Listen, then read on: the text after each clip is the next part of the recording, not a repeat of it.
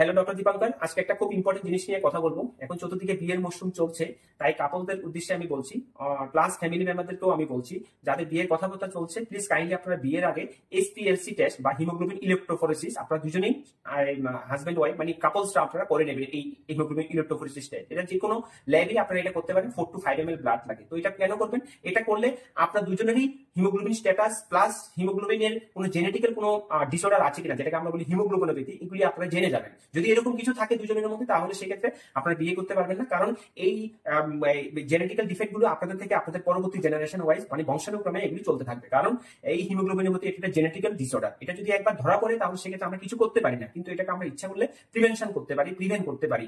তো এটা আরো সোজা বাংলায় আমরা যদি বলি, আমরা অনেক সময় আমরা শুনি যে থ্যালাসেমিয়া নামে একটা টার্ম আছে। তো এই থ্যালাসেমিয়াও একটা হিমোগ্লোবিনোপ্যাথির মধ্যে পড়ে। তো এই টেস্টটা যদি আপনারা করে নিন, তাহলে আপনারা জেনে যাবেন আপনাদের স্ট্যাটাস। সেই ক্ষেত্রে আপনারা এক প্রজন্ম থেকে আরেক প্রজন্ম থেকে এই ডিজিজটা যাতে না হয়, সেটা থেকে আমরা সবাই প্রিভেনশন করতে পারবো, বা থ্যালাসেমিয়া মুক্ত সমাজ বা হিমোগ্লোবিনোপ্যাথি মুক্ত সমাজ আমরা গড়ে তুলতে পারবো। সবাই ভালো থাকবেন।